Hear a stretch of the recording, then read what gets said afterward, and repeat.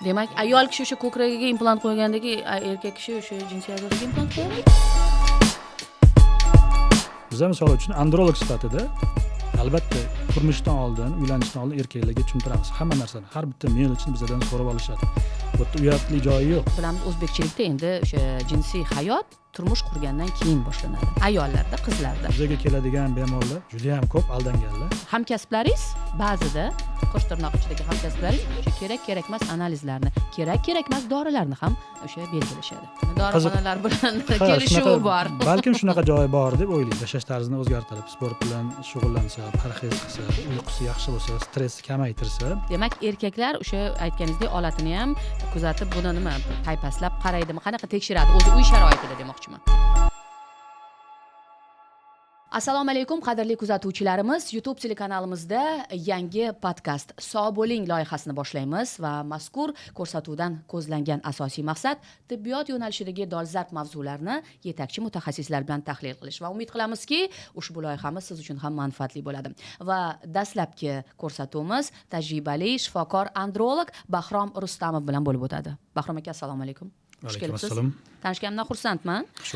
Va bugun siz bilan juda ham bir nozik mavzuni muhokama qilar ekanmiz, chunki odatda erkaklarimiz bu haqda gapirishni istashmaydi va aynan kasallik boshlangan paytda yoki bo'lmasa uni oldini olish maqsadida emas, aynan avjiga chiqib, boshqa hech kim va hech narsa yordam bermagan paytda sizni ko'rigingizga kelishadi. Keling o'zi dastlab andrologiyani urologiyadan farqi nimada ekanligini tushuntirib beraylik, chunki bilamizki, o'zi odatda erkaklar urologga, ayollar esa ginekologga boradi va andrologiya aynan bizning mamlakatimizdagi yangi yo'nalishmi yoki avvallar ham bo'lganmi yoki u darajada o'sha mashhur bo'lmaganmi? Endi andrologiya sohasi bu faqat erkaklarni o'sha jinsiy a'zolaridagi kasalliklari bilan shug'ullanadi. Ya'ni jinsiy a'zo degani jinsiy olat va moyakdagi kasalliklarni davolash bilan shug'ullanadi. Urologiyani bir yo'nalishi, ya'ni ilgari bir 15 yil oldin andrologiya bizda bo'lmagan, ya'ni O'zbekistonda umuman rivojlanmagan. Andrologik kasalliklarni urologlar davolashardi. Ya'ni ular ham buyrakdagi yoki siydik qopidagi, siydik yo'llaridagi, ayollardagi o'sha siydik to'lmaslik, shu kabi kasalliklarni ham davolashardi va erkaklardagi o'sha jinsiy a'zodagi yoki prostata bezidagi kasalliklarni ham operatsiya qilishardi, davolashardi. Taxminan o'sha 15 yil oldin o'sha urologiya markazida biz o'qiyotgan paytimizda bizning ustozimiz o'sha andrologiya sohasini rivojlanishi bo'yicha ilk qadamlarni endi xudo xolisa boshlagan. O'sha paytda biz endi ilmiy ishlarni boshlab ustozlar bilan birga andrologiya sohasini rivojlantirishga birinchi operatsiyalarni eng murakkab operatsiyalar, ya'ni butun dunyoda qilinadigan, lekin O'zbekistonda nimagadir qilinmagan operatsiyalarni biz olib kelganmiz. Olib kelib shuni rivojlantirishga endi harakat qilganmiz. Mana o'zingiz aytyapsiz, 15 yil avval bo'lmagan edi andrologiya. Demak, erkaklar salomatligi mana shu so'nggi yillar ichida dolzarbligini ko'rsatyapti, to'g'rimi? Nima uchun erkaklar salomatligi bu darajada muhim bo'lyapti? Erkaklarimiz oxirgi payt shu ko'proq kasallanishyaptimi yoki biz avvallar bu haqda bilmaganmizmi? Bu menimcha ko'proq endi bu haqda ma'lumot ko'paygan sari hamma erkaklar ham endi bilasiz, erkaklar ayollarga nisbatan sal tortinchoqroq bo'ladi.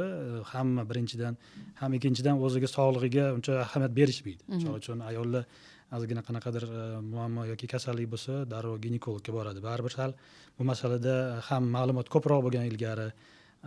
Erkaklarga doktorga borish uyat bo'lganda.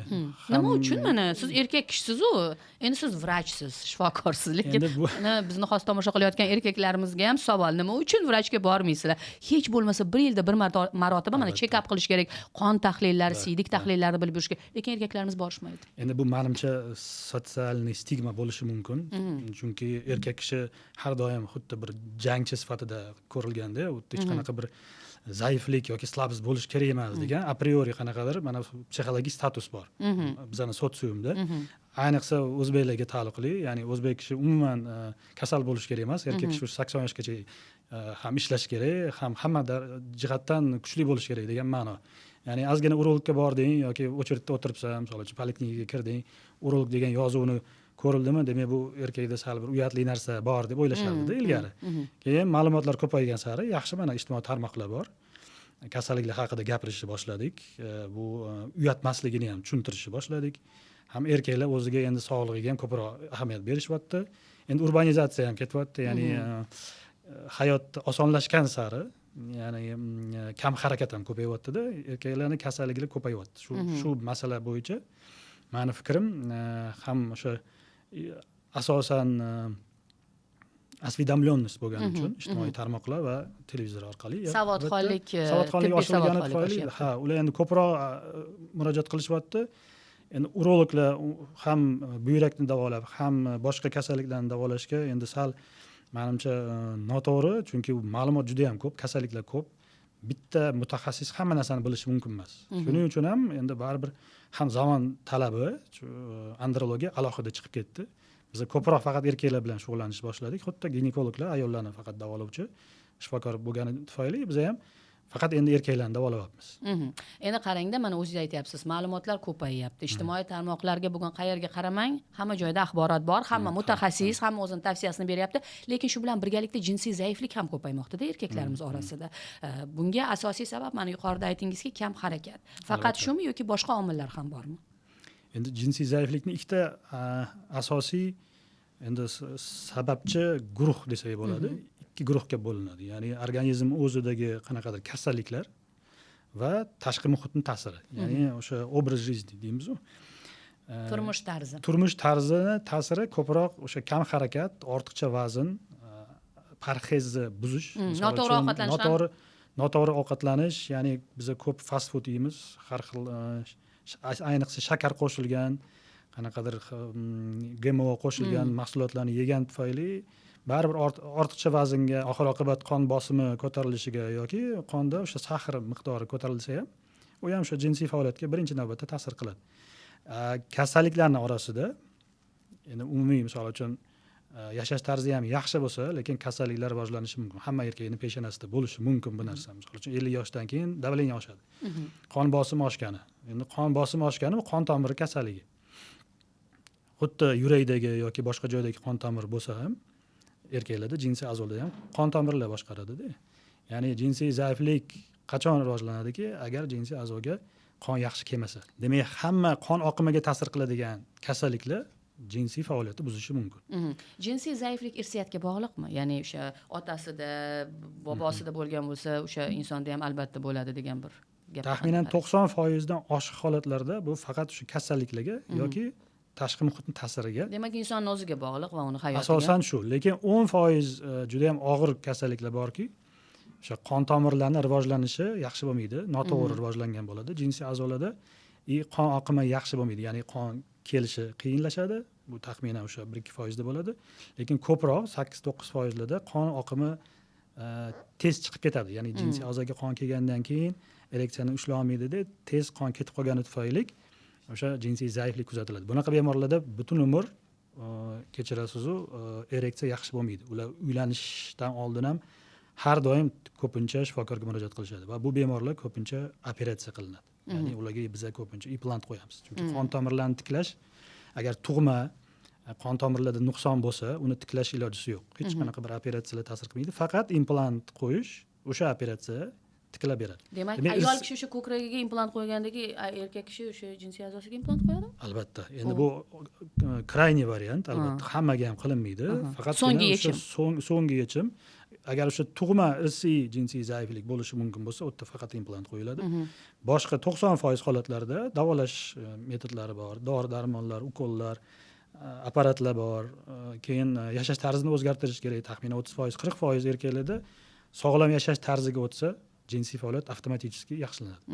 Bu hammada deyarli bir xil ta'sir qiladi. Og'ir jinsiy zaiflik bo'lsa ham, yengil bo'lsa ham, vaqtinchalik bo'layotgan bo'lsa ham farqi yo'q. Ya'ni sog'lom yashash tarziga o'tdingiz, albatta 2-3 oyda yaxshilanish bo'ladi. Bir gap eshitgandim tanishimdan, agar mana erkak kishini ko'ryapsan, o'sha qorni juda ham katta bo'lsa, vazni juda ham katta bo'lsa, bilginki, u bir oyda maksimum bir marotaba o'sha jinsiy aloqa qilishi mumkin. Bu gap qanchalik to'g'ri? Chunki yo'q-da, unda xohish ham yo'q va bu narsani amalga oshirishga imkoniyat ham yo'q deb. Bu gapda asos bor. Statistik jihatdan endi necha marta qanaqa bo'lib deb ayta olmaymiz, lekin o'zi umuman ortiqcha vazn o'sha jinsiy zaiflikka olib keluvchi birinchi sabablardan biri. Eng o'sha yuqorida turadigan, ya'ni qandli diabet, ortiqcha vazn va o'sha tamaki, alkogol iste'mol qilish shu birinchi 3-4 tada turadigan xastaliklar albatta ertami kech jinsiy zaiflikka olib keladi. Endi kimdadir manda bo'lmayapti deyishi mumkin.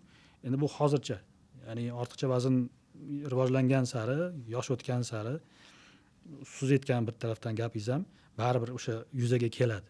Ya'ni yo xohish pasayadi, chunki modda almashuvi kamayadi, testosteron kamayadi, jinsiy a'zoda ishlab chiqarilishi va keyinchalik shu qon oqimi ham kamaygani tufayli baribir zaiflik kuzatiladi. Albatta. Demak, ereksil disfunksiya faqatgina yoshga xos kasallik emas. Jinsiy zaiflik yosh tanlamaydi. Faqat shu qanaqadir boshqa kasalliklar 18 yoshda ham rivojlanishi mumkin. Misol uchun qandli diabet bor. Birinchi turi xohlagan yoshingizda bo'lishi mumkin. Yoki o'sha 25 yoshda, 30 yoshdagi, o'rta yoshdagi erkaklarda ham hozir ko'ramiz, ortiqcha vazn, qorni chiqib ketgan, davleniyasi bor. Shu 30 yoshdagi yosh yigitlarda ham jinsiy zaiflik bo'lishi mumkin. O'zi Bahrom aka bilasizmi, yana bir gap eshitganman, har bir insonning o'zini jinsiy konstitutsiyasi bo'ladi. Ya'ni kimgadir har kuni kerak, kimgadir bir oyda bir marotaba kerak. Mana shu narsaga ta'sir o'tkazishi mumkinmi yoki bu narsa biz bilan o'sha umrimiz mobaynida faqatgina bo'ldi qoladimi? Man har doim taqqoslayman. Ko'paytirish, kamaytirish degan ma'noda aytmoqchiman. Misol uchun xotinning o'rtasida bir nima deydi, garmoniya bo'lish uchun, bir-biriga mos tushish uchun. Albatta, o'zi andrologiyada hayotni sifati baholanadi. Ya'ni oiladagi muvozanat va garmoniya. Ya'ni oilada agar jinsiy aloqalar yaxshi bo'lyaptimi, ko'p bo'lyaptimi, necha marta bo'lyapti, uni katta ahamiyati yo'q.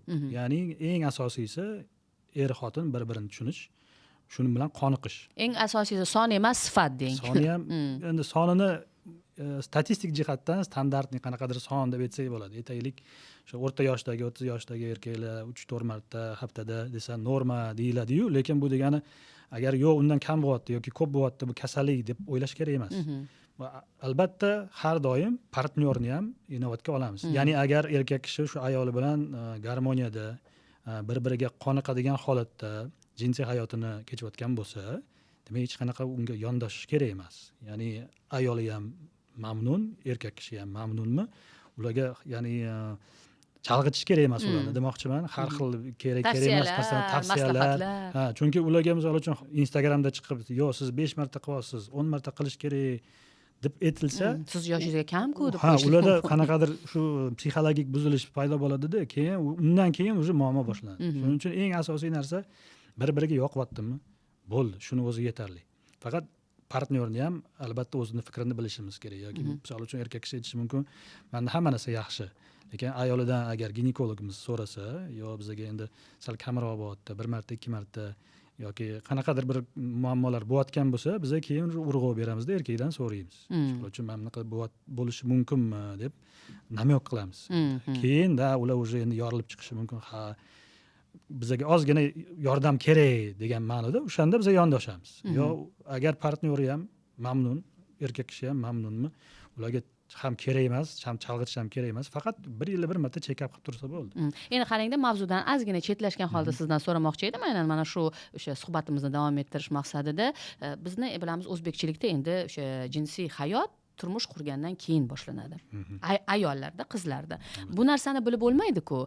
Unga qancha kerak, bunga qancha kerakligini keyinchalik qandaydir muammolar yuzaga keladi. O'sha ikkinchi, uchinchi xotin deganlardek, erkak kishi ayol kishi bilan bu narsani muhokama qilmaydi, gaplashmaydi. Ya'ni senga yetarli bo'lyaptimi yoki nimami? Keyin muammolar, ajrimlar yuzaga kelyapti. Mana shu narsani oldindan bilishning ilojisi yo'qmi demoqchiman-da. Misol uchun mana biz sovchilikka borganda qizni qayerda o'qigan, uy ishlariga qanchalik o'sha yaxshi o'rgatilgan yoki bo'lmasa qanaqa qiziqishlari borishini o'rganamiz-ku, lekin bu narsani biz keyin bilamiz.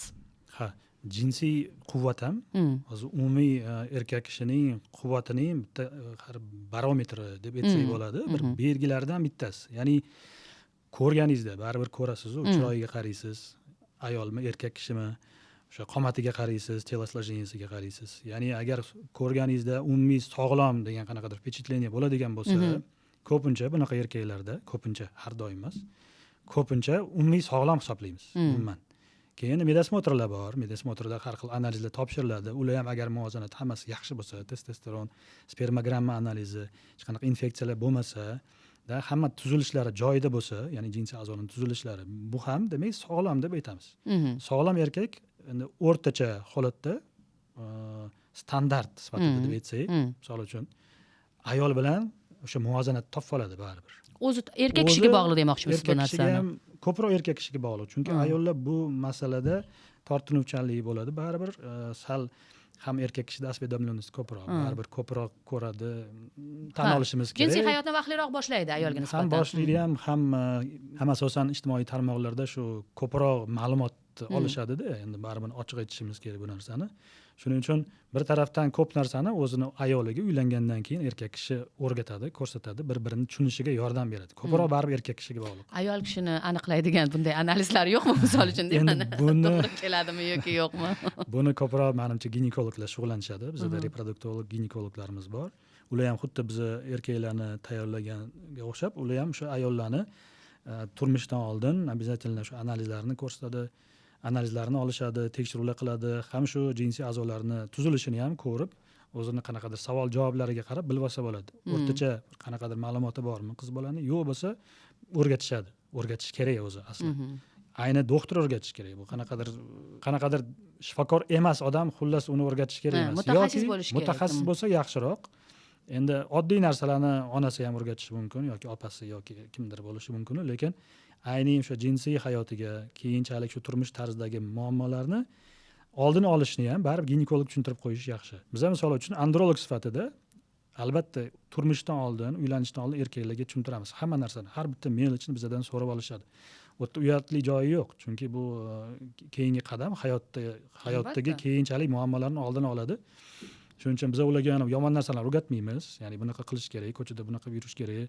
Yo'q. Faqat o'sha o'zini ayoli bilan munosabati yaxshi bo'lishi uchun, ertaga shu farzandli bo'lishi uchun o'zimiz tavsiyalarimizni tushuntirib beramiz. U narsalarni ayollarga ginekologlarimiz tushuntirishadi. Yana bitta savolda qarang Bahrom aka, odatda endi mana ayol kishi sifatida biz erkak kishiga qaraganda va erkak tanlayotganda, turmush o'rtoq tanlayotganda o'sha sport ga boradigan, sportivniy телосложение deymiz-ku, yoki bo'lmasa o'sha o'ziga qarab yuradigan, o'sha kelishgan, qomati ham, tashqi ko'rinishi ham deb tanlaymiz-ku, lekin bu insonlar jinsiy tomonlama biroz zaif bo'ladi deyshadi. Shuni hisobiga ham ular o'sha tashqi ko'rinishga ko'proq e'tibor berishadi. Shu gap rostmi? Aslida unchalik mensimasdan, endi ko'rinish unchalik zo'r emas ekan degan odamlar jinsiy tomonlama baquvvatroq bo'ladi deyshadi. Endi bu yerda bu stereotipmi yoki stereotip menimcha stereotip, chunki umumiy sog'lom odamda ko'rinishi ham, ya'ni umuman qaraganingizda sog'lomligi bilinishi ko'pincha bilinadi. Ya'ni tashqi qiyofasiga qarab taxminiy biz baholaymiz. Ya'ni o'sha terisini holati, to'g'rimi, sochlari, tirnoqlari mana shu tomonlama shunga qarab aytamiz. Lekin endi kimdir agar sport bilan shug'ullanadigan haddan ziyod bo'ladi-ku, professional atletlar yoki o'sha bodybuilderlar bo'lsa, ular ko'p dorilar ishlatishadi. Ularga siz aytganingizdek o'sha fikr bo'lishi mumkin. Ularda mana bunaqa muammo bo'lishi mumkin deb. Lekin o'rtacha holatda o'ziga yaxshi qarab yuradigan sportivniy телосложение erkaklarda ko'pincha standartniy sog'lig'i yaxshi bo'lishi kerak deb o'ylaymiz. Endi ichida bo'layotganini biz bilmaymiz, lekin baribir ko'rinishiga qarab baholaymiz. Xuddi ayol kishini ham qomatiga qaraladi. Baribir uni tan olishimiz kerak.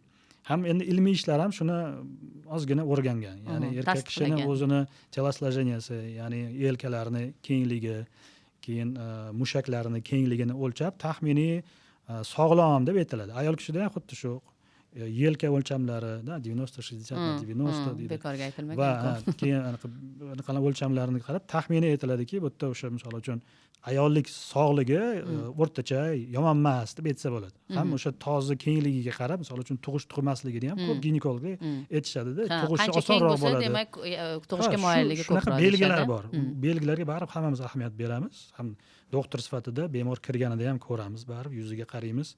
Endi erkaklarni qaraganda yuzida misol uchun soqoli ko'p o'ssa yoki o'zi телосложениеsi yaxshi bo'ladigan bo'lsa, biz aytamizki, birinchi впечатление bo'ladiki, bu sog'lom taxminan deb o'ylaymiz. Keyin qolgan tahlillarni. Misol uchun soch umuman o'smagan, aytaylik 30 yosh erkak kishi kiryapti-da, soch yuzida umuman soqol o'smagan, qo'llar uzun, qorni chiqib ketgan.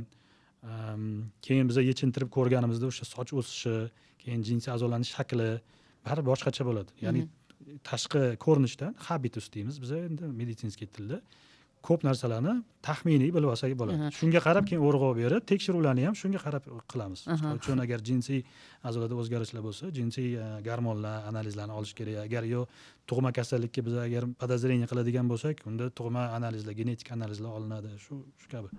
Sizga o'xshab soch to'kilib ketganlardachi? Bu narsa qanchalik jinsiy quvvatga ta'sir qiladi? Misol uchun aytishadi-ku, ayol kishida o'sha tanasida sochlar ko'payib ketsa, unda o'sha xohish ham, o'sha jinsiy quvvat ham yo'q bo'ladi, kamayib ketadi deyshadi. Erkaklardachi? Aynan sochga bog'liqmi bu narsa? Bu ham belgi faqat, absolyut emas. Androgen alopetsiya degan narsa bor. Ya'ni bizda ishlab chiqaradigan, erkaklarda ishlab chiqaradigan testosteron, o'sha dihidrotestosteronga aylanadi-da, u soch follikullariga yomon ta'sir qiladi. Ya'ni o'sha boshdagi soch follikullarini rivojlanishiga to'sqinlik qiladi. Shuning uchun ko'pincha testosteroni baland erkaklarda soch to'kilishi vaqtliroq boshlanadi. Endi bu ham absolyut emas. Ko'pincha ilmiy ishlar buni nima deydi, 50/50 desa ham bo'ladi. Demak, testosteron qancha baland bo'lsa, tezroq soch to'kiladimi? Shunaqa desak ham bo'ladi. Qarang, men boshqacha deb o'ylar ekanman. Erkaklar kasalliklari, jinsiy kasalliklari deganda birinchi navbatda xayolimga o'sha prostatit keladi, chunki ko'p eshitganmiz va o'sha umumiy statistikaga qaraydigan bo'lsak, hozirgi kunda 3 tadan bitta erkakda bu kasallik bor deyshadi. Prostatit shunda bu bilamizki bez, to'g'rimi? Erkak kishidagi bez va aynan uni o'sha yallig'lanishimi bu? Endi hamma erkaklardagi muammo har doim prostataga taalluqli deb o'ylashadi. Shunaqa deb o'ylashadi erkaklar. Lekin unday emas. 90% holatda unaqa emas. Ya'ni bizga kelgan, misol uchun klinikaga bizga kelsa, 10 ta odam menda prostatit bor deb aytsa, shu 10 tasidan 9 tasida prostatit bo'lmaydi. Prostata bezi hammada bor, hamma erkakda bor. Bu mushakli organ, o'sha siydik qopi bilan orqa ichakning o'rtasida joylashadi. Uni funksiyasi urug' chiqishini, siydik chiqishni boshqarish va shu urug'ga suyuqlantiruvchi moddalarni ishlab chiqaradi. Bo'ldi, boshqa narsaga uncha ta'sir qilmaydi. Ya'ni uni jinsiy ereksiyaga ta'siri deyarli yo'q. Unaqa ko'p emas. Prostatit deganda o'sha prostata bezini shamollashi, yallig'lanishi. U ko'p uchramaydi o'zi. Ikkita turi bor prostatitni. Bizani shu tomoshabinlar bilishi uchun ikkita asosiy turi bor. O'zi 4 ta turi, lekin ikkita asosiy turni eslab qolsa yaxshiroq. O'tkir prostatit, ya'ni o'tkir prostata bezini yallig'lanishi, shamollashi. Bu albatta 100% har doim baland isitma bilan kechadi. Ya'ni 38-39 dan oshadi. Albatta har doim og'riq bo'ladi. Jinsiy a'zoda, kindik pastida, oyoq orasida og'riq bo'ladi. Va prostata bezini o'zini o'sha biz tekshirganimizda prostata bezida og'riq bo'ladi. Mana shu 3 ta asosiy belgi. Keyin boshqa laboratoriya belgilari bor. Analiz topshirganda leykosit miqdori ko'p bo'ladi. Qonda yoki siydida ko'p bo'ladi. Demak, o'tkir prostatit kam uchraydi. Albatta baland temperatura bilan kechadi. Endi hamma o'ylaydigan, hamma gapiradigan ikkinchi turi bor. Bu xronik prostatit. Endi xronik prostatit uni ham belgilari bor. O'sha peshob chiqishda ozgina qolib ketish bo'ladi, tez-tez siyish, achishlar bo'lishi mumkin. Kindik atrofida ozgina og'riq bo'lishi mumkin. Jinsiy aloqada tez bo'shanishga olib keladi, ereksiyani bo'lishiga olib kelmaydi. Endi agar shunaqa holat kuzatilsa erkak kishida, обязательно analiz topshirish kerak. Ya'ni prostatit borligini analiz tasdiqlab beradi. Uni uzida ko'rindi, mana prostating ishib bitgan ekan, chandiqlar bor, oq dog'lari bor ekan. Shu bilan senda aniq prostatit deyish umuman noto'g'ri. U prostatit degani emas, u belgilari deymiz. Endi bizlarga tasdiqlash kerak, prostatit bormi, yo'qmi. Misol uchun o'sha prostatit deb любой doktorga hozir borsangiz, urologga 10 ta odam o'tirgan bo'lsa, prostatit bo'ladi hammada-da. Shuning uchun bilib olish kerak. Ikkita analiz bor. Prostata bezini suyuqligi analizi topshiriladi. Agar shu analizda 10 tadan ortiq leykosit bo'lsa, demak xronik prostatit tasdiqlanadi. Va ikkinchi analizi urug' analizi. Urug' analizida 1 milliondan ortiq leykosit bo'lsa, demak xronik prostatit bor.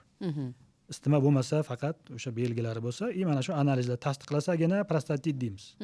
Boshqa holatlarda u prostatit emas. U o'sha oyoq orasidagi mushaklarni kasalliklari bo'lishi mumkin, nervlarning kasalliklari, bo'g'inlar kasalliklari ta'sir qilishi mumkin. Demak, prostatit belgilari boshqa kasalliklarda ham bo'ladi. Belgilari bir xil bo'ladi. Ya'ni og'riq bo'lishi mumkin, tez bo'shanish ham bo'lishi mumkin. Stress, depressiya hamma narsa kuzatiladi, lekin o'zida prostatit bo'lmaydi. U boshqa kasalliklar bo'ladi. Ko'proq bunaqa holatda o'sha umurtqa, bo'g'inlarda va mushaklarda muammo bo'ladi. Miofascialniy sindrom bor, xronik og'riq sindromi. Ularning tegi asosi har doim nerv mushaklarda. Agar bizga prostatit deb o'ylab kelsa, bemorlar biz analizlarni tavsiya qilamiz, shularni olamizda. Agar analizlar yaxshi chiqsa, unda ko'pincha nevropatologni yordami ham kerak bo'ladi. Nevropatologlarga yoki shu fizioterapevtlar yordam berishadi. Shuni buni eslab qolish kerak. Prostatit deb ko'p joylarda qo'rqitishadi urologlar. Chunki o'zi erkak kishi ham kelganda ayni prostatitni kutadi o'zi. Menga shu tezroq prostatit deb aytsin, diagnoz qo'ysin, tezroq lecheniya qilsin-da, tezroq men ketay, shu bilan o'ylaydiki, yaxshi bo'lib ketaman. Chunki osonda u, sanda prostatit deb yuborish juda ham oson. Shuni kutishadi, lekin baribir urg'u berish kerak. O'zini sog'lig'iga bunaqa befarq bo'lish kerak emasda. Urologga bordingiz, prostatit deyaptimi, analiz topshirish kerak.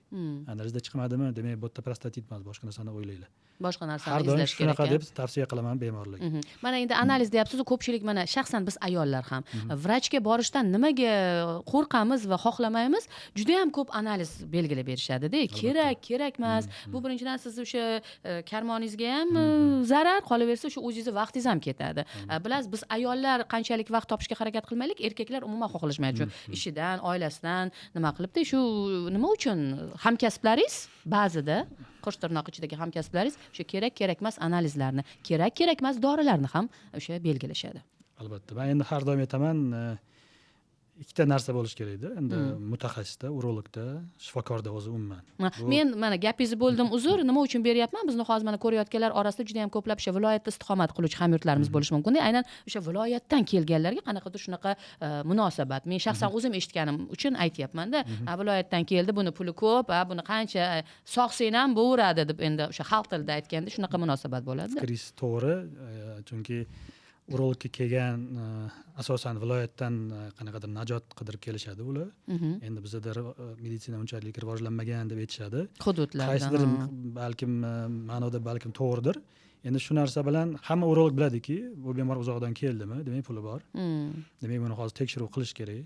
Ya'ni ubedit qilishi mumkin. Mana shu ishontirish kerak. Ishontirsa bo'ladi. Mana shu tekshiruv qilmasang bunaqa bo'ladi, mana bunaqa bo'ladi. Shuning uchun ham bu podkastni ham bitta bir ma'nosi shuki, keraksiz shu analizlarni, keraksiz tekshiruvlarni qilish kerak emas degan ma'noda. Buni biz qayerdan bilamiz? O'shaning uchun biz hozir men belgilarini aytayotganlarim shuning uchun. Misol uchun prostatit deganda mana aytdik, ikkita analiz topshiriladi. Qon va siydik. UZI qilinadi, peshob analizi topshiriladi, prostata bezi suyuqligi va sperma analizi. Qon qo'shimcha agar qanaqadir jinsiy muammolar bo'ladigan bo'lsa, har doim qon va siydik topshirish kerak edi. Lekin check-up uchun topshirish kerak. Albatta, to'g'ri aytasiz. Endi aytaylik ssenariy. Erkak kishi hech qanaqa shikoyati yo'q. Ozgina shu holsizlik bo'lyapti, lekin siyishi ham yaxshi, jinsiy holati ham yaxshi, farzandi ham bor. Urologga bordi, UZIga tushdi, analizlar topshirdi. Analizlar toza, faqat UZIning asosida aytayaptiki, senda prostatit bor. Lekin erkakda hech qanaqa shikoyati yo'q. Biz har doim aytamiz, bunaqa holatda davolash kerak emas. Davolanmang, dori ham olmang. Chunki birinchidan shikoyatingiz yo'q, ikkinchidan analizlar yaxshi. Bu holsizlik boshqa narsadan bo'lishi mumkin, asabdan bo'lishi mumkin, charchagan bo'lishi mumkin, endi shamollagan bo'lishi mumkin. Uni hamma narsani prostatitga taqovurish kerak emas. Shuning uchun biz videolarda ham aytamiz, mana shunaqa belgilari bo'lsa, mana bu narsani qilish kerak. Mana shu analiz topshirasiz.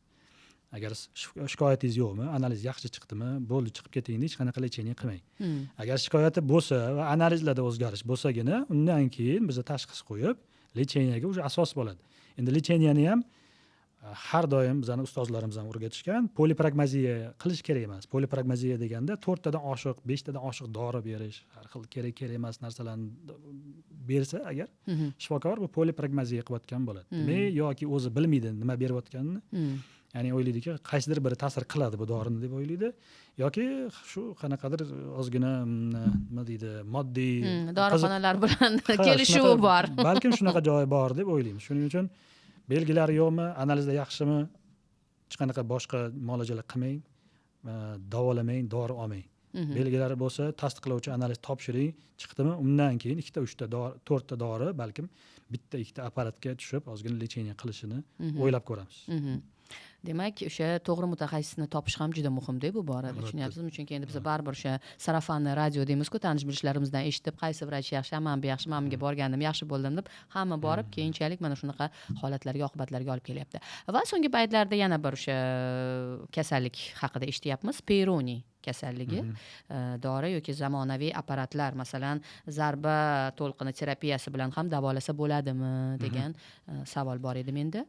Bu kasallik 10 ta erkakdan bittada uchraydi. Ya'ni juda ham ko'p. jinsiy a'zoda chandiq hosil bo'ladi. Bu tug'ma bo'ladimi? Yo'q, u tug'ma bo'lmaydi. Ya'ni jinsiy a'zodagi egrilikka olib keladi. Ya'ni jinsiy a'zoni qiyshayıshi. Birinchi navbatda erkaklar nima deb o'ylashadi? Rak bo'lyapti deb o'ylashadi.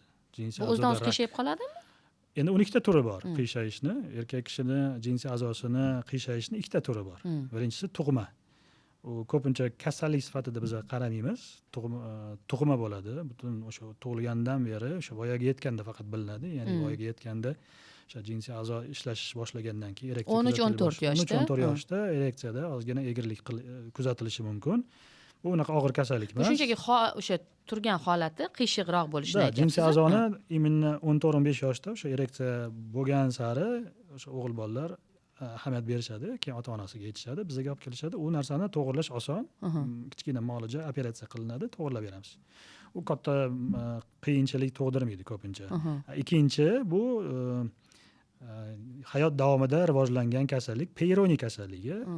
U jinsiy a'zoda jarohatlar yoki o'zidan o'zi ham bo'lishi mumkin. Ya'ni moyillik, genetik moyillik bo'ladi. Yosh o'tgan sari jinsiy a'zodagi qon aylanishi buziladi, chandiqlar paydo bo'lib. Stress bunga ta'sir qilmaydimi? Yo'q, stress ta'sir qilmaydi. U lokalni o'zini kasalligi bu. Imminni jinsiy a'zoni, jinsiy olatni o'zini kasalligi. Ya'ni boshqa tashqi nima deydi, psixologik yoki gormonal boshqa narsalar ta'sir qilmaydi, faqat o'sha o'zidagi qobig'ida chandiq hosil bo'ladi. O'sha chandiqdan qon o'tmaydi. Qanaqadir fiziologik ta'sirlari ko'proq. Ko'proq birinchi navbatda og'riq bo'ladi. O'sha qon o'tmaganligi tufayli jinsiy a'zoda og'riq kuzatiladi. Undan keyin bir necha oy o'tgan sari a'zo ozgina qiyshayishni boshlaydi va agar 1 yil 2 yildan oshib ketsa, davolanmasa, a'zo kichrayishni boshlaydi.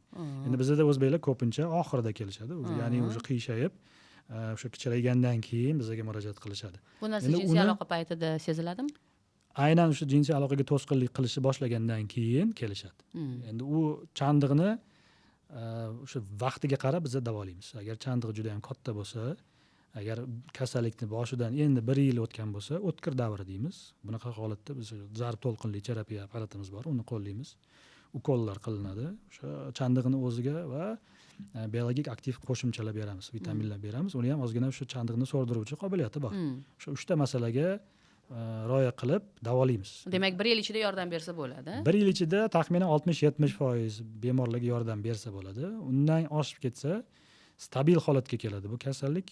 Ya'ni o'sha og'riq yo'qoladi, chandiq hosil bo'ladi, o'zi ketmaydi. Hech qanaqa dorilar. Demak, inson u bilan yashashga o'rganadi, qaysidir ma'noda. Yoki u bilan yashashga o'rganish kerak, yoki mutaxassisga borib davolatish kerak, yoki operatsiya qilish kerak bo'ladi. O'sha taxminan 100 ta odamdan 20 tada oxirgi bosqichda biz operatsiya qilamiz. Ya'ni chandiqni olib tashlab, uni o'rniga o'sha tabiiy to'qimalarni o'tkazib beramiz, holatda tiklab berishimiz mumkin. Uni vaqtiga qarashimiz kerak. Shuning uchun biz aytamizki, agar o'sha jinsiy a'zolarda, moyakda, holatda qanaqadir o'zgarishlar sezdingizmi, og'riq bo'lyaptimi, shakli o'zgaryaptimi, har doim murojaat qilish kerak shifokorga. Chunki uni qancha vaqtliroq biz aniqlasak, shuncha davolanish va yo'qotib yuborish shansi ko'proq bo'ladi. Demak, mana bizga aytishadi-ku, mamologlar, ginekologlar, masalan, mana ko'krakni o'sha kunlari bor, siklga qarab kuzatib turish kerak. O'sha har xil saraton belgilari bo'lsa, darrov. Demak, erkaklar o'sha aytganingizdek olatini ham kuzatib, buni nima paypaslab qaraydimi, qanaqa tekshiradi o'zi uy sharoitida demoqchiman. Mana shu kasalliklarni oldini olish uchun mana bizning ustozlarimiz o'rgatishadi. Har bitta erkak kishi oyda 1 marta baribir vannaga kiradi yoki boshqa narsa. O'sha vaqtda xuddi ayollar o'zini ko'kragini paypaslab aniqlash, shu oldini olish uchun kabi qilganda, erkaklar ham jinsiy a'zolarni o'sha shaklini qo'l bilan ushlab, ozgina paypaslab, qanaqadir o'zgarishlar bormi, yo'qmi ahamiyat berib turish kerak. 1 oyda 1 marta. Shuni o'zi yetarli. Chunki vaqtli, ayniqsa misol uchun bu Peyronie kasalligi bo'lsin yoki eng yomoni o'sha rak kasalliklari agar vaqtliroq aniqlansa, tuzalish ehtimoli juda ham baland. Misol uchun moyakdagi rak 99% tuzaladi.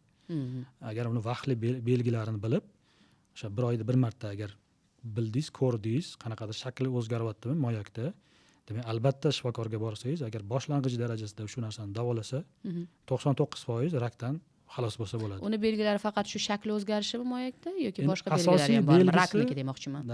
Moyakdagi rakning asosiy belgisi shu paypaslaganda shakli o'zgarishi, qattiq joy, nimadir ortiqcha narsa paydo bo'lganda deb aytishadi erkaklar. Bu birinchi eng asosiy belgilar. Keyin umumiy belgilar bor. Ya'ni ko'p terlash, ozish, doimiy harorat baland bo'lsa, misol uchun 37 darajada bo'ladigan bo'lishi mumkin. Erkak bilmaydi nimada shamollamaganman, lekin isitmam chiqyapti deb o'ylashadi.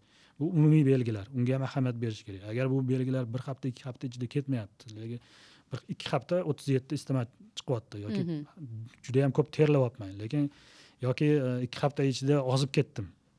Bo'ldi, nimagadir ahamiyat berish kerak. Je bo'lmasa o'sha poliklinikada terapevtga ko'rinib qo'yish kerak. U o'zi ko'rib, kerak bo'lsa keyin направление qiladi. Urologgami, androloggami, boshqasigami. Ya'ni hamma belgilarni ahamiyatsiz qoldirish kerak emas, albatta.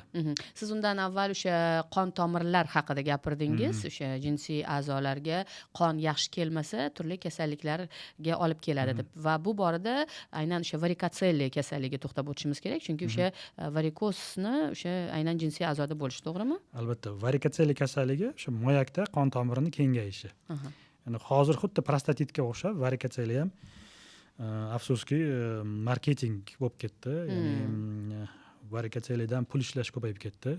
Urologlar kerak emas holatlarda operatsiya qilish yoki varikotseliya deb qo'rqitish. Ya'ni ko'pincha bu kasallik 16-17 yoshdan keyin boshlanadi, qanaqadir bir darajaga yetadi. O'sha voyenkomatda medosmotrda bilinadi yoki to'ydan oldin osmotr borganingizda, o'sha urologga borganingizda bilinadi-da.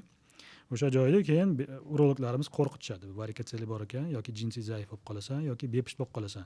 Bunaqa so'zni eshitgandan keyin hamma erkak ham bo'ldi, operatsiya qildiraman deydi, albatta. Shuning uchun varikotseliyaning o'zining belgilari bor. Xuddi shu prostatitga o'xshab, varikotseliyaning ham belgilariga ahamiyat bering deb aytamiz. Misol uchun mana ayollarda varikoz bo'lsa, biz ko'ramiz, shu tomirlar ko'karib, qizarib, o'sha oyog'imizda, boshqa joyimizda ko'rinib turadi. Erkaklarda ham shunaqa ko'rinib turadimi tomirlar? Ha, erkaklarda ham ko'rinib turadi. Agar moyakda qon tomir ko'z bilan ko'rinadigan bo'lsa, bu 3-daraja. Ya'ni erkak kishi o'zi bilinishi mumkin. Ayniqsa ozg'in erkaklarda yaxshi bilinadi, tez bilinadi. Moyakka bir tarafi ozgina ishgan, qon tomirlar kengayib, ko'karib turgan bo'lsa, bu 3-daraja varikotseliya. Ha, bu yerda gumon bo'lmaydi, 99% holatda varikotseliya bor deb aytamiz. Endi 2-darajasi bor, bu ko'rinmaydi. Bu faqat paypaslaganda bemor o'zi yoki endi ko'pincha shifokor aniqlab beradi. Paypaslaganda qon tomirlar xuddi shu ayollarning oyog'idagi varikoz kabi ushlaganingizda bilinadi-da.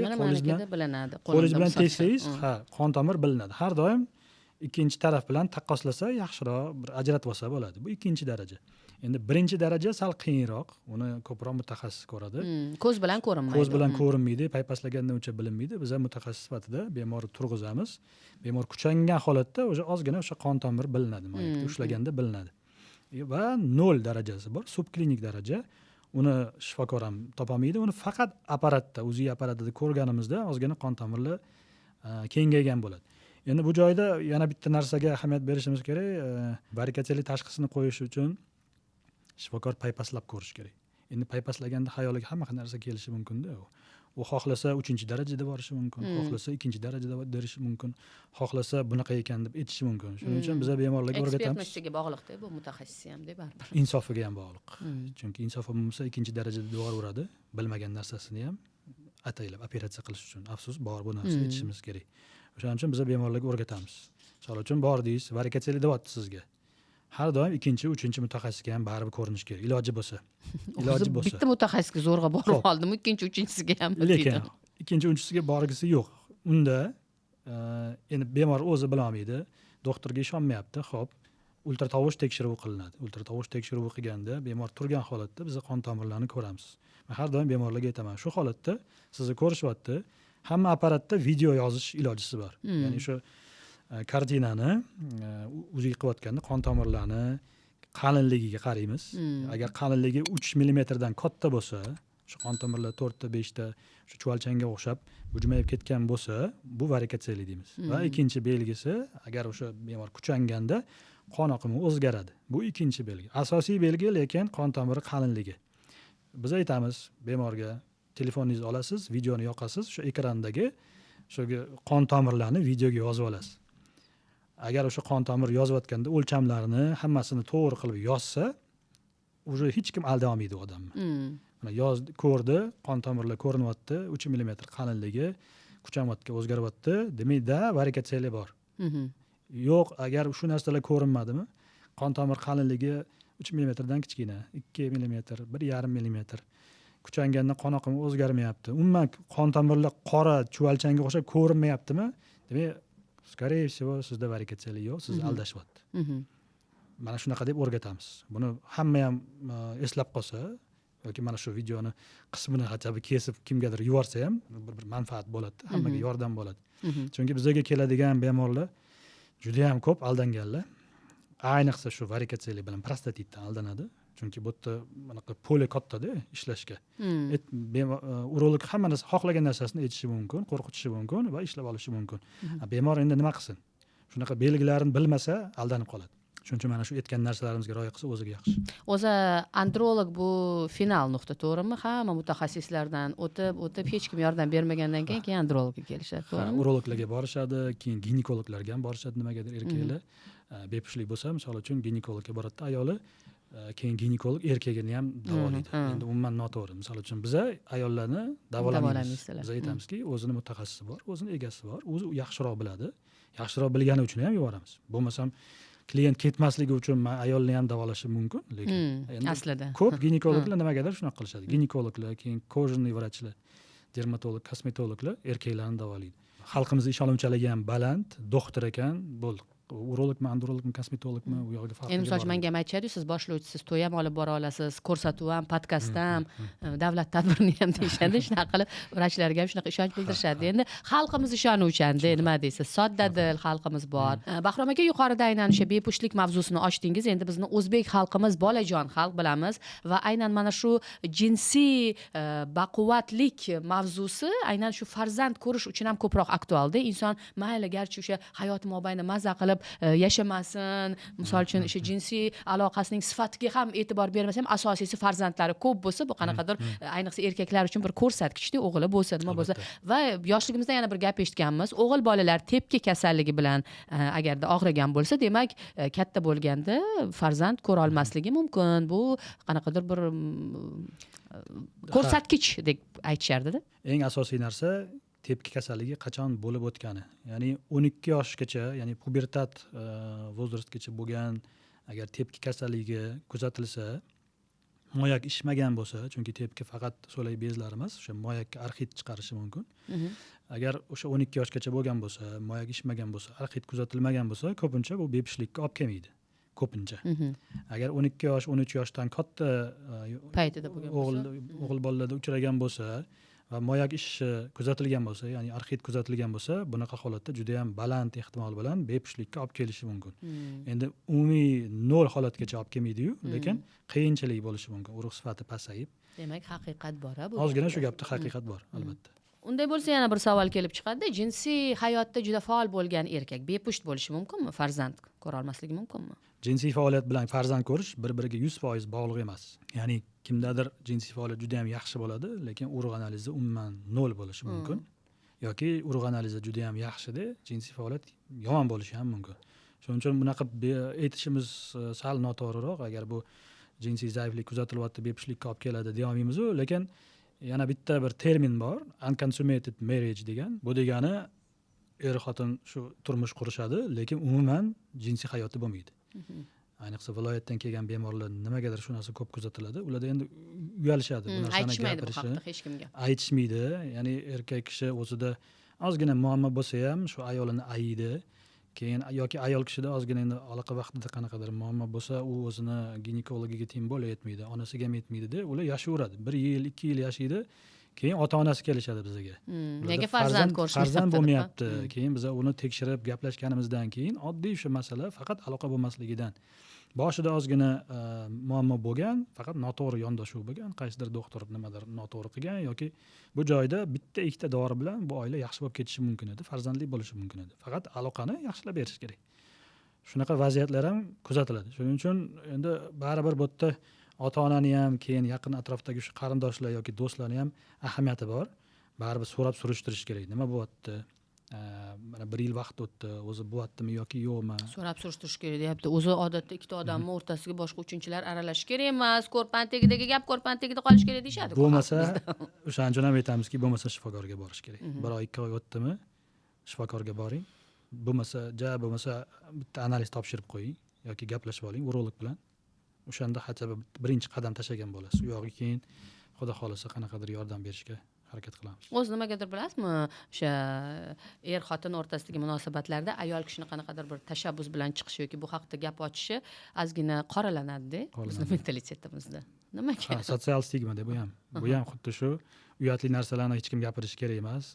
Tim bo'lib ayol kishi gapirish kerak emas. Endi lekin ko'p biz ham juftliklarni ko'ramiz. Ayol kishi aktiv, ham erini shunchalik yaxshi ko'radiki, baribir oilani saqlab qolish uchun birinchi qadamni ayol kishi tashlaydi. Ya'ni urologga boring deb aytadi yoki o'zi olib keladi ham yoki ota-onasiga ham aytishi mumkin. Ya'ni menimcha bu agar oila уже kechirasiz-u shu bo'linib ketish arafasida bo'ladigan bo'lsa, agar shunaqa holatda ayol kishi buni o'ziga javobgarlikni olgani juda ham katta bir gapda. Shuning uchun agar erini shunchalik hurmat qilib yordam bersa, bir tarafdan bu endi havasga arziydi. Ko'p mana shunday jinsiy muammolarga duch kelayotgan erkaklar mutaxassis oldiga borishdan ko'ra o'sha Viagra ichib qo'ya qolay deb yechim topishadi o'zlariga. Keyinchalik bu narsa o'sha o'rganib qolishni keltirib chiqarmaydimi? Keyinchalik mana shu dorisiz erkak kishi jinsiy aloqaga kirisha olmasligi ham mumkinmi? O'zi hamma dorilarni shifokor tavsiyasiz qabul qilish mumkin emas. Chunki Viagrani qarshi ko'rsatmalari ham bor. Ham hayotga ham yomon ta'sir qilishi mumkin. Misol uchun kimdadir yashirin qanaqadir kasalliklar bo'lishi mumkin. Ayniqsa qon bosimiga ta'sir qiladigan dori ichayotgan bo'lishi mumkin. Qo'zg'atib yuborishi mumkin ular. Davleniyani tushirib yuborishi mumkin. Viagrani yomon xususiyati borki, qon bosimini tushirib yuboradi. Va agar kimdadir yuragida yoki qon tomirlarida muammo bo'lsa, o'sha bemorlarda davleniya tushib ketishi mumkin, ya'ni hushdan ketib qolishi mumkin. Eng yomoni Viagrani umumiy absolut qarshi ko'rsatmasi bu o'sha yurak qon tomirini kengaytiruvchi dorilar bilan qabul qilish mumkin emas. Ayniqsa nitratlar bilan o'sha yurak xastaligini, yurak ishemik kasalligida ishlanadigan o'sha nitratlar 2-3 kun ichida bu dorini Viagra bilan ichish mumkin emas.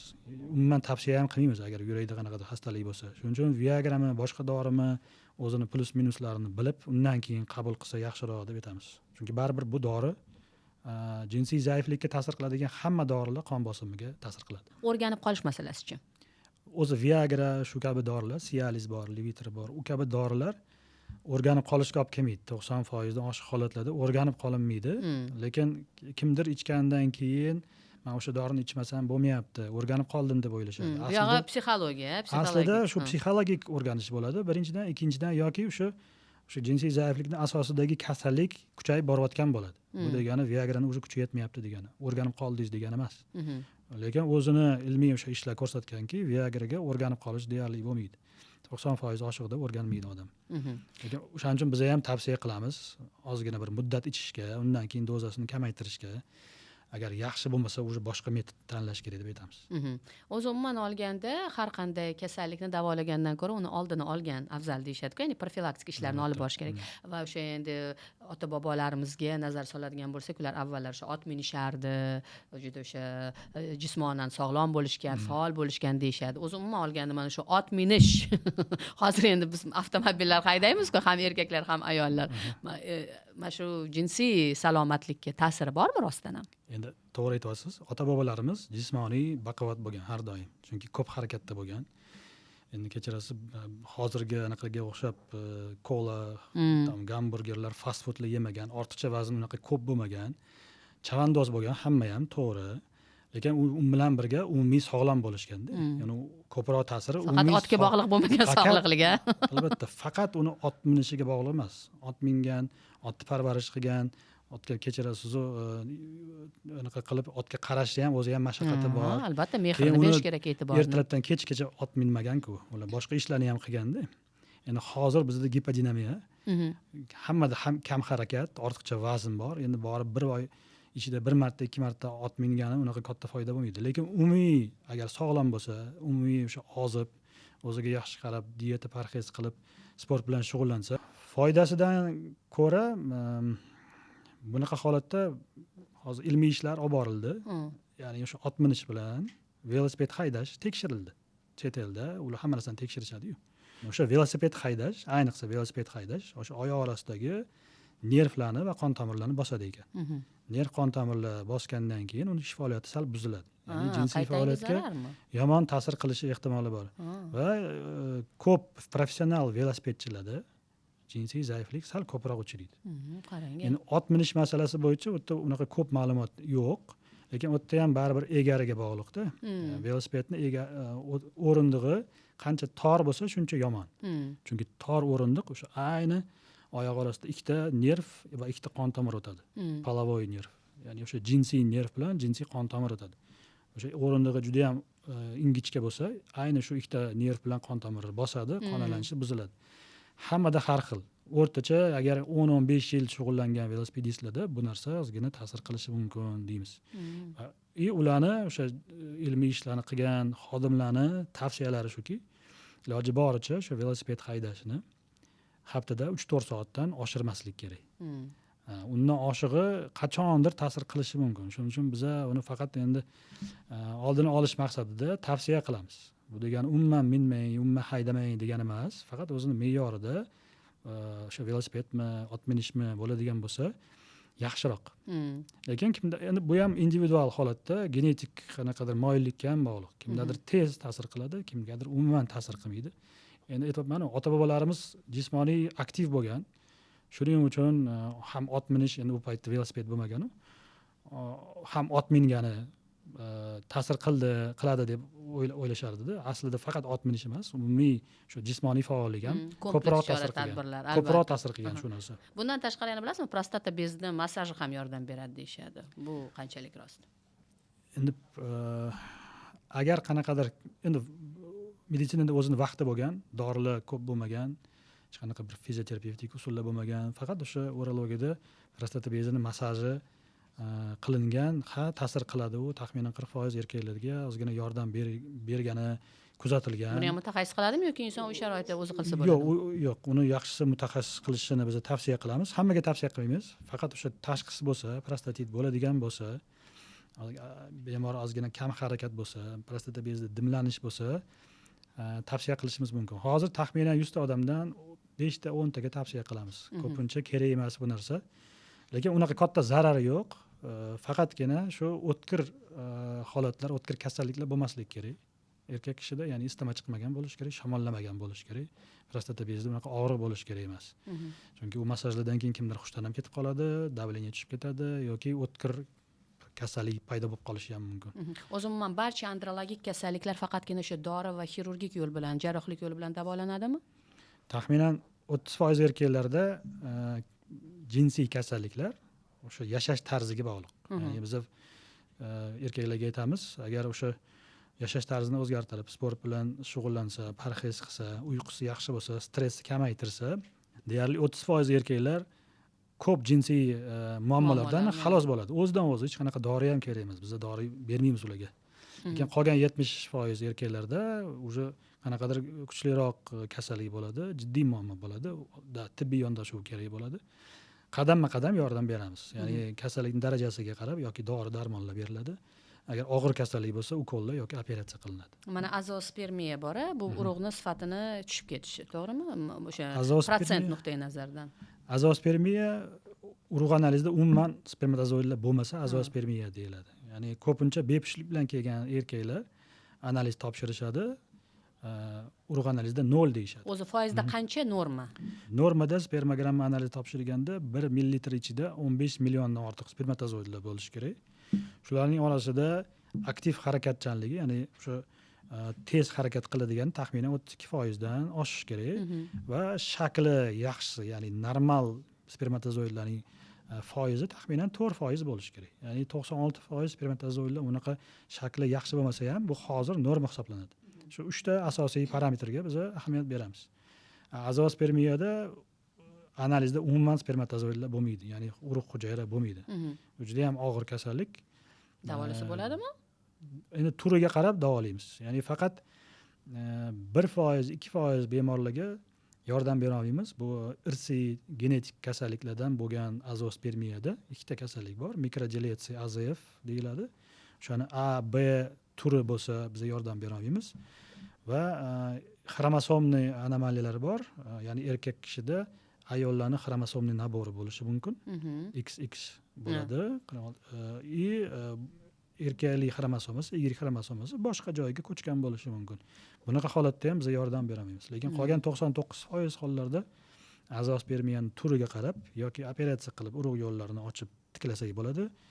Yoki agar moyakning ichida agar urug' yaxshi rivojlanmagan bo'lsa, uni davolab, undan keyin amaliyotlar orqali urug' topib ekoqsa ham bo'ladi. O'zi umuman o'zbek oshxonasi, o'zbek milliy taomlari dunyoda eng zararlilardan deb topilgan. Ya'ni bizda o'sha ko'p yog', o'sha aytganingizdek kanserogen moddalar bo'lganligi bois, o'sha aytganingizdek keyinchalik bu narsa erkak va ayolning ham salomatligiga ta'sir qiladi. O'zi umuman olganda urug'ning sifatini yaxshilash uchun erkaklar qaysi mahsulotlarni iste'mol qilgani yaxshi? Eng asosiysi vitaminlarga va oqsillarga boy mahsulotlarni iste'mol qilish kerak. Mana hozir ZOJ degan tushuncha bor-ku, здоровый образ жизни, PP deymiz, правильное питание. Lekin u yerda olib kelinadigan ovqatlarning ichida nima deydi, yog' yoki bo'lmasa o'sha kerakli moddalar yetarli emas deb tushunishadi. Bizda nima deyshadi? Erkak kishi yaxshilab ovqatlanish kerak, yaxshi yeb yurish kerak deyshadi-ku. Endi eng asosiysi erkak kishi kuniga 4-5 mahal sog'lom ovqatlanishi kerak. Ularning orasiga somsa, sho'rva ichsa bo'ladimi? Unga kirmaydi, yo'q. Sog'lom ovqatlanish deganda somsa, конечно, kirmaydi unga. Sho'rva bir tarafdan bo'lishi mumkin. Sog'lom ovqatlanishga o'sha meva, sabzavotlar, go'sht mahsulotlari, qazi-qartachi. Qazi-qarta ham mumkin, u ham go'sht mahsulotlariga kiradi, u ham me'yori bo'lishi kerak. Agar davleniya oshib ketmaydigan bo'lsa, bemalol iste'mol qilishi mumkin. Faqat uni ham o'sha o'zini normativi bo'yicha vazniga qaraymiz, oshqozon qanaqadir kasalligi bormi yoki yo'qmi. Eng asosiysi 3 mahal asosiy taomlanish kerak erkak kishi va orada perikus bo'ladi. Ya'ni 2 marta ozgina qanaqadir здоровое питание, mayli hammasini bo'lmasa ham, lekin orada ozgina tvorog bilan olma, banan yeyishi mumkin. Qanaqadir yoki o'sha yong'oq va mayiz misol uchun yoki o'sha yong'oq, mayizlarni iste'mol qilsa bo'ladi. Turshak ham bo'ladi. Tabiiy bo'lsa bo'ldi. O'zini ja unaqa urintirish kerak emas, lekin tabiiy mahsulotlarni ko'proq yeyish kerak. Ya'ni sun'iy fast food har xil GMO tarkibidagi narsalarni yoki tez tayyorlanadigan narsalarni iste'mol qilmanglar deb tavsiya qilamiz. Keyin yana bir tushuncha bor bizning xalqimiz orasida, ya'ni o'sha jinsiy faollik faqatgina yoshlikka xos, yoshlarga xos. Endi yoshingiz kattaroq bo'lib, misol uchun endi qaynona, qaynota bilan yashaydigan oilalar ham bor yoki bo'lmasa endi bugun men turmush o'rtog'im bilan romantik kecha uyushtiraman desam, o'rtoqlar yoki bo'lmasa atrofdagilar voy uyalmaysanmi? Bolalaring katta bo'lib qolgan, yoshing nechida? Bir xilla bor endi mana hozir yosh farzandlarni turmushga berayotgan, uzatayotgan, uylantirayotganlar o'zligi buvi bobo bo'lib qolishgani, lekin baribir bo'ldi bu jinsiy hayotga nuqta qo'yish kerak degani emas-ku. Umuman 40 dan keyin jinsiy hayot qanday bo'lishi kerak? Albatta, jinsiy hayot ham umumiy hayotni bir qismida. Xuddi men har doim aytaman, misol uchun kuniga 3 mahal ovqatlanasiz baribir. Bu tabiiy narsa-ku. Ya'ni boshqa tabiiy qanaqadir funksiyalarimiz bor. Undan uyalish kerak emas. Tabiiy ehtiyoj bu. Tabiiy ehtiyojlar bor. Undan uyalish kerak emas. Keyin biz aytayotgan narsalar har doim er-xotinning orasidagi narsani gapiramiz. Ya'ni er-xotinning orasida 60 yoshda ham, 70 yoshda ham qanaqadir uyat bo'lish kerak emas. Agar muammo bo'lyaptimi, davolash kerak. Oldin mana 70 voy, 80 voy, 60 voyli bo'lgan-ku, to'g'rimi? Albatta. Shuning uchun u uyat deganda agar shundan tashqari bo'lsa yoki qanaqadir kasallikni o'ylab qiladigan yoki shu ma'noda aytadigan bo'lsak, unga biz yondashmaymiz. Biz o'zi aytamizki, yo'q, bu masalani oiladan tashqari bo'lsa, biz ko'pincha aralashmaymiz. Biz tavsiya qilmaymiz, lekin oiladagi narsada uyat bo'lish kerak emas. Hali jinsiy hayot ham umumiy hayotning bir qismi, undan uyalish kerak emas. Xuddi kuniga 3 mahal ovqat yeganingizdek, erkak kishi ham, ayol kishi ham shu 70 yoshda ham, boshqa yoshda ham o'zini jinsiy faoliyatini qanaqadir bir me'yorida qilish kerak. Ham bu sog'liqqa ta'sir qiladi. Ham uyatli narsa emas, chunki er-xotinning orasidagi narsa-ku. Yana bir narsani eshitdim. Mana biz ayollarga Kegel mashg'ulotlarini tavsiya qilishadi, o'sha bachadon tushib ketmasligi uchun yoki bo'lmasa o'sha mushaklar mustahkam bo'lishi uchun. Erkaklarga ham tavsiya qilishar ekan Kegel mashg'ulotlarini. O'zi Kegel mashqlari o'sha oyoq orasidagi bir nechta mushaklar bor. Shularni ishlatishga moslashgan mashqlar. Eng oddiysi uni yotgan holatda ham, o'tirgan holatda ham, turgan holatda ham qilishi mumkin. Ya'ni erkak kishi o'sha peshob chiqayotganda peshobni to'xtatish uchun mushaklarni siqadi. Xuddi shu mashg'ulotni boshqa vaqt qilishi mumkin. Uni kuniga orqa ichakning atrofidagi va siydik yo'lning atrofidagi mushaklarni siqib qo'yib yuborish o'sha Kegel mashqlarining bir qismi. Uni kuniga 2-3 mahal, 2 minut, 3 minutdan qilsa bo'ladi. Uni hech qanaqa zarari yo'q, faqat foydasi bo'ladi. Ayollarga ham. Ayollarga ayniqsa. erkaklarga o'sha jinsiy faoliyatni ozgina yaxshilaydi, peshob ushlab turishini, o'sha tomchilashni kamaytiradi, qon aylanishini yaxshilab beradi. Faqat qachon mumkin emas, bittagina holatda mumkin emas, agar o'tkir holatlar bo'lsa, o'tkir qanaqadir kasalliklar, ya'ni peshob yo'llaridan yoki orqa echagidan yiring qon chiqayotgan bo'lsa, isitma chiqayotgan bo'lsa mumkin emas va agar peshob chiqishi qiyin bo'lsa, ya'ni umuman siyomasa, unaqa holatda kegel mashqlari mumkin emas. Qolgan hamma holatlarda kegel mashqlari qilish mumkin, undan faqat foyda bo'ladi. Hech qanaqa zarar yo'q. Bahrom aka, mana misol uchun biz ayollar o'sha mushaklar bo'shashib qolganligini yo'talganda yoki kuchli aksirganda o'sha peshob chiqib ketishidan bilamiz. Erkaklarda ham shunaqa belgilar bo'ladimi? Shundan bilsa Erkaklarda ko'proq peshob chiqqandan keyin tomchilab qolishi yoki tez-tez qistash yoki o'sha siydik tuta olmasligi ham bo'lishi mumkin. Ko'pincha aksirganda bilinmaydi u narsa, yurganda bilinadi. Ya'ni oxirgacha bovul qilmaydi-da, tualetdan chiqqandan keyin, ozgina vaqt o'tganimdan keyin tomchilab qolyapti deyishadi. Shunaqa bo'ladi. Ayollarda aksincha stressli testlar bor. Ko'pincha tug'ruqdan keyin bir necha marta farzand ko'rgandan keyin mushaklar bo'shashib ketadi, stressli test qilinadi. O'sha aksirganda yoki yo'talganda yoki kuchanganda peshob chiqib ketishi mumkin. Erkaklarda ko'pincha o'sha tomchilash bilan bog'liq. Bahrom aka, faoliyatingizda shu qanaqadir bir qiziqarli voqealar bo'lganmi, o'sha boshqalardan ajralib turadigan? Esingizda, yodingizda qolib ketgan? Yodimda qolgani, biz o'sha endi andrologiyani rivojlantirayotgan vaqtda, taxminan o'sha 6-7 yil avval, endi bemorlar ko'p kelardi, chet elga chiqadigan bemorlar, ya'ni og'ir bepushligi bor, hech kim yordam bera olmagan, hamma mashhur doktorlarga borgan, hech qanaqa yordam bo'lmagan yoki aldangan, kerak emas operatsiyalar qilib bemorlar bizga kelgan. Keyin o'sha bemorlarda endi biz qanaqa tushuntirardik u vaqtda, biz operatsiya qilishni bilamiz, o'sha urug' yo'llarini ochish kerak bu bemorda, urug'i 0. Lekin u bemor shuncha doktorlardan уже bezib qolganki, hech kimga ishonmaydi. Biz to'g'ri tashxis qo'yib, o'sha moyakda urug' borligini aniqladik. Urug' yo'lini ochish kerak deb aytdik. Tajribamiz bor, biz qila olamiz bu operatsiyani. Baribir ishonmadi bemor, Turkiyaga ketdi. Yana qanaqadir chet el davlat Rossiyaga borib keldi. U yoqdagilar nimagadir boshqa narsani aytishdi. Ya'ni eko qilishing kerak yoki u yerda ham o'sha noinsof doktorlar balkim bordir, bilmadim. Xullas bemor o'zimizga qaytib keldi. Baribir operatsiya qildik. Operatsiya qilgandan keyin 6 oydan keyin yaxshi bo'lib ketdi odam. Ya'ni spermasida o'sha urug' paydo bo'ldi. Taxminan 2-3 yildan keyin bizga сообщение yozib turadi. Mamnun bemor ko'pincha сообщение yozib turadi. Rahmat. Farzandli bo'lgan u bemor. Ya'ni u chet elga chiqib ham shifo topmagan odam bizda kelib operatsiya bo'lib yaxshi bo'lib ketdi. Keyin u bemor har doim menga 1 yilda bir marta har xil bayramlarda tabrik yuborib turadi. O'sha yangi yil bo'lsin yoki o'sha hayitlarda bu narsa har doim esimda turadi-da. Ya'ni bu degani biz har doim tashxisni to'g'ri qo'ysak va tajriba bo'yicha ishlaydigan bo'lsak, hozir bemorlar chet elga chiqishi yoki chet elga borishi shart emas. Biz o'zimiz demak o'zimizda yetarli demoqchisiz. 99% holatlarda biz o'zimiz operatsiya qilib yoki davolab to'g'ri tashxis qo'yib yordam berishimiz mumkin. Mana shu bemor har doim menga yozib turadi, har yili, esdan chiqarmaydi. Hozirgi paytda qaysi klinikada faoliyatingizni olib boryapsiz? Ya'ni kim ishimizni ko'rayotganlar shunday muammolarga duch kelgan bo'lishsa, qayerga murojaat qilishlari kerak? Hozir asosiy ish joyimiz bu Akfa Medline universitet klinikasi. Bu juda ham katta bir klinika. Bizda hamma mutaxassislar bor. Meni o'zimni yoqtirgan narsam Akfa Medline'da tartib bor. Tartib, intizom. Xuddi armiyaga o'xshab, men o'zim ham endi soldat sifatida ishlashni yaxshi ko'raman. Ya'ni hamma narsani to'g'ri qilish kerak, aniq qilish kerak, tartib bo'yicha. O'shanda ham bemorga ham yaxshi bo'ladi. O'sha Akfa Medline'da mana bunaqa tartib, intizom, hurmat, bir-biriga hurmat, bir-biriga yordam berish.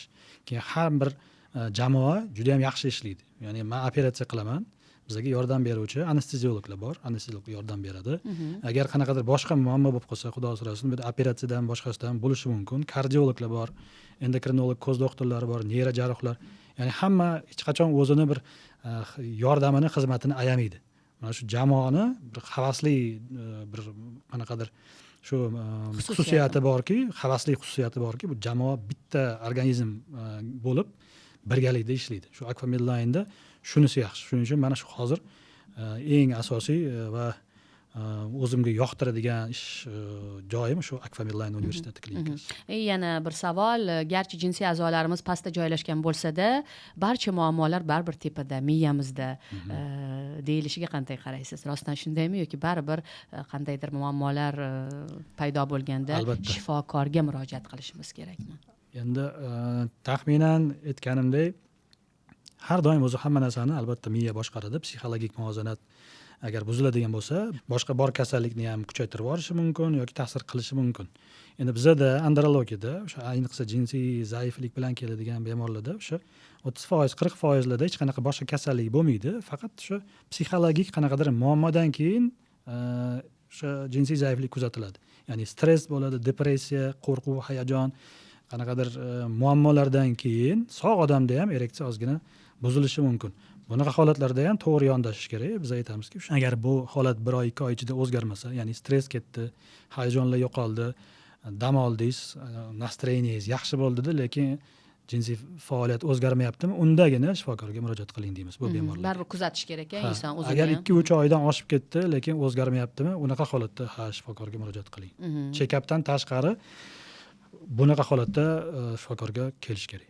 Bizni tomosha qilayotganlar orasida uylanayotgan yigitlar ham bo'lsa, o'sha birinchi nikoh kechasida uyalib qolmaslik uchun nima qilish kerak? Ular hayajonlanishadi-ku, stressga tushishadi-ku. Mana shu savolni juda ham hozir kutdim sizni bu narsani aytishingizni. Endi baribir bu ham muhimda. Balki bu ayollarga ham qiziq bo'ladi-da, chunki nima deydi, birinchi kecha bu baho beradigan kecha emas, hali butun hayot oldinda. Mani o'zimga kelgan bemorlarga tavsiyalarimni aytaman ko'pincha. Agar uylanishdan oldin yosh yigit kelsa, birinchi navbatda tekshiruvlarni qilib olish kerak, o'zidan boshlash kerak, chunki o'sha oilani boshi bo'ladigan, ertaga o'sha qanaqadir muammo bo'lsa, birinchi navbatda javob beradigan erkak kishi baribir. Shuning uchun erkak kishi spermogramma analizini topshirib qo'yish kerak. Infeksiyalarga tekshirib qo'yish kerak o'zini. O'sha har xil yuqumli infeksiya bo'ladimi, boshqasi bo'ladimi? Nikohdan keyin emas, nikohgacha. Nikohdan oldin albatta, keyinchalik ayolida ham shu qanaqadir muammo bo'lmasligi uchun.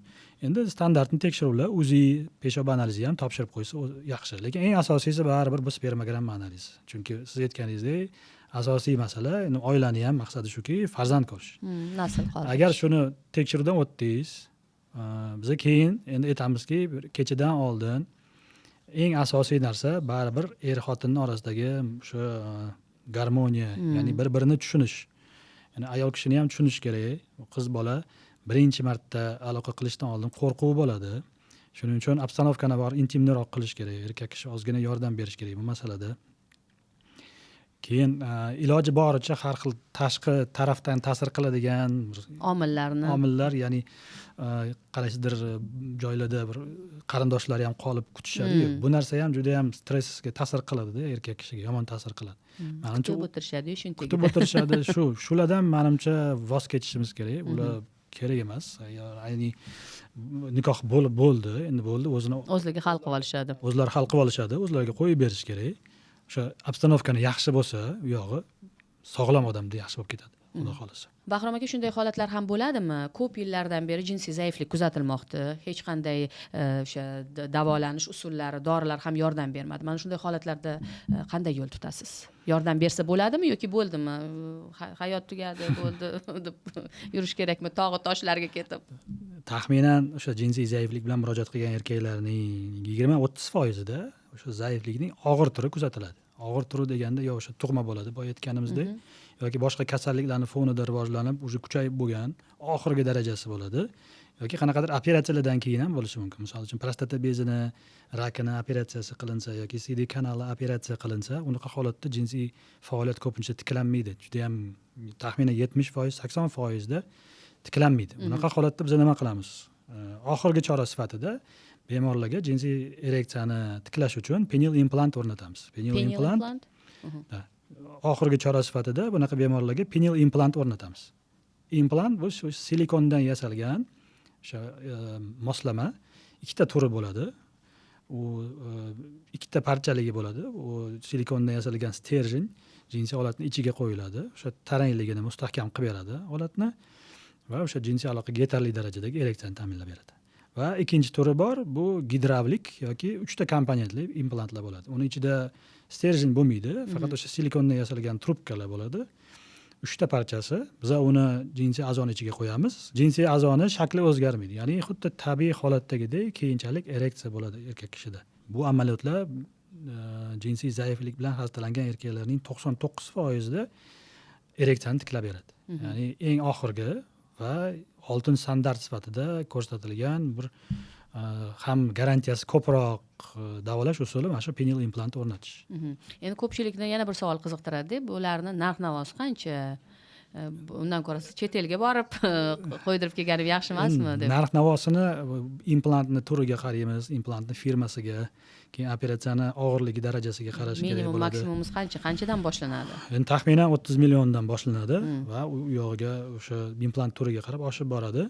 Lekin chet elga borish shart emas, chunki implantlarni biz 10 yildan beri o'rnatamiz. Tajribamiz ham bor. Mana hozir 3 ta parchali o'sha gidravlik implantlarni ham olib kelib hozir qo'yapmiz.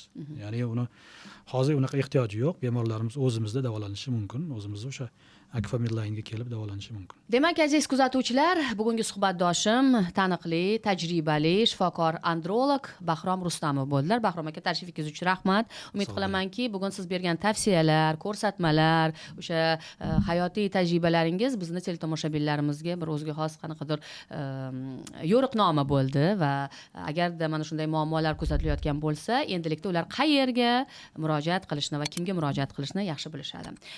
Qadrli teletomoshabinlar, shuning bilan ilk podkastimizni yakunlaymiz. E'tiboringiz uchun rahmat. Eng asosiysi, doimo sog' bo'ling.